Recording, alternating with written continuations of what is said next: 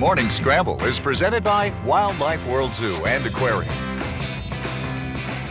Keep doing what she says. So when you're talking about coaching, as we were with Kareem Abdul-Jabbar, and as Angela was, personal coaching on a network basis, it means so many different things to so many different people.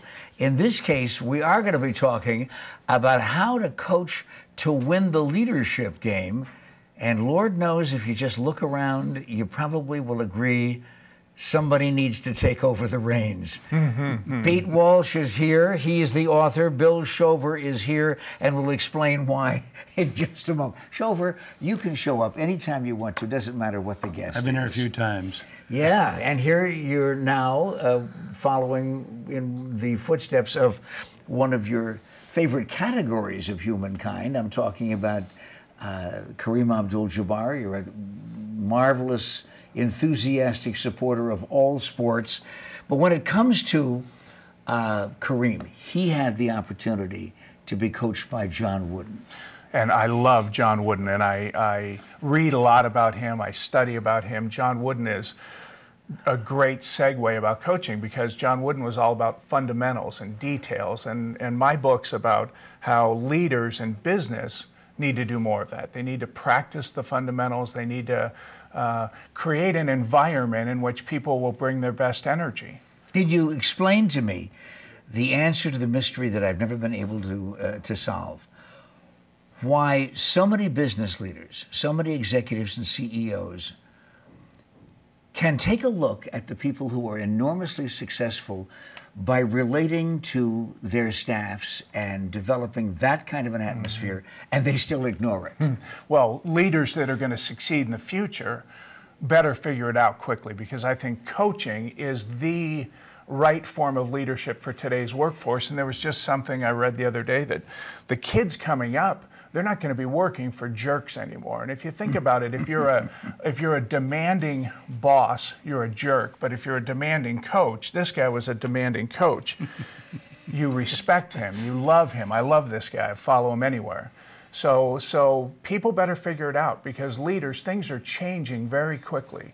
And the leaders that learn how to tap into that kind of energy and create that kind of environment are going to have successful companies. And the ones that don't are going to fail and go out of business. Okay, I'll join the fawning over Shover brigade here.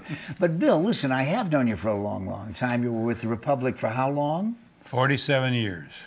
Involved with virtually every facet of community affairs, developing the Fiesta Bowl along with some other business people in town, and so many other things a part of your legacy. And yet he said you were a tough guy, that you were a tough leader. Well, he referred to John Wooden, another Indiana boy, so I learned from John Wooden as well. Mr. Butler guy. Exactly here. Right, Butler. Right. Yeah. I had these kids for 17 years. I coached boys baseball from 7 years of age to 18 years of age. And I felt it was a time in their life when they needed a little discipline. Sometimes they got it at home, sometimes they didn't get it, but when they were on that baseball field, they had it. And it probably helped people like Peter here, because when he came to me, by the way, he was the most unathletic kid I've ever had in my life.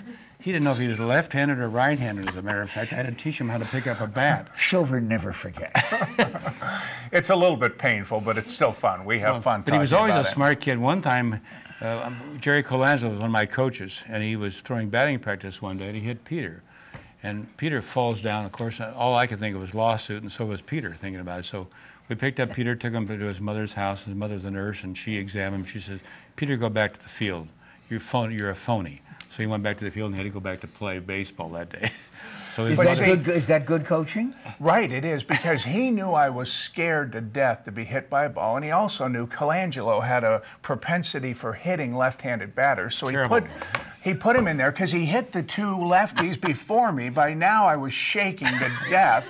He came in, he hit me, but he made fun. We had lightness about it, and that's another important thing about him. He was strong, but he also created this fun. So he told me, get up, get back, get going, and I was less afraid of getting hit by a ball after that. Now, when I see Colangelo to this day, I still kind of give him the treatment that I'm still deciding whether I'm going to take action. A lot of people do that same thing with the arm with Colangelo. Yeah, they do. And That's they an weren't Italian even playing thing. baseball. It's an Yes. Italian thing. Yeah. Let me first tell you about him, something about him, though. When he was my team first, I was willed this bunch of kids. They were left over. No one wanted this bunch of boys. How old? They were 9 to 12. Yeah. And they didn't even know right hand or left hand. They drafted all the other good teams, you know, taking the boys. So I was left with this bunch of kids. That year we won one game, and it rained that night. The first time it rained for years in the Valley, but it rained the night we won the game. The next year we were second place. The third year they were first place. This guy became one of our better hitters, and he could hardly pick up a bat when he started because he worked hard, as he does today. He applied himself. And most people don't do that, but he never gave up. That's the nice thing about Pete. Okay, listen, because we have such limited time, and you know the biggest enemy that we have, even when we have friends, on the morning scramble, the biggest enemy is the clock. So very, very briefly, just give moms and dads, grandmas and grandpas, and some of the Little League coaches out there, one tip that means this is the development of real solid leadership. How do they start?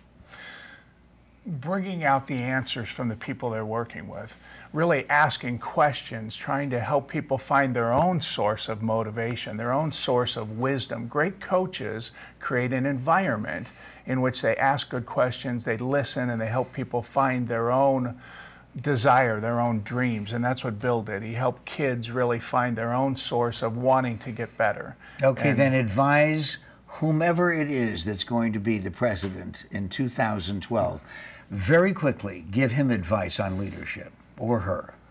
Learn how to collaborate, learn how to work with others, and let's also learn from something that happened this last week with a very famous coach. Let's have very high integrity from top to bottom in our organization, because if we don't, it's going to be a problem. Where do we get the book? Amazon.com, and this is about giving business leaders a simple process, because there are steps to being a coaching leader in business.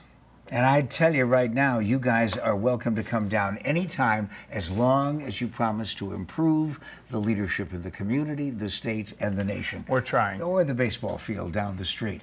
You know what? I think one of the real keys to leadership, too, is having a pet. But what happens when you lose that pet? What do you do about that kind of grief? The answer coming up next.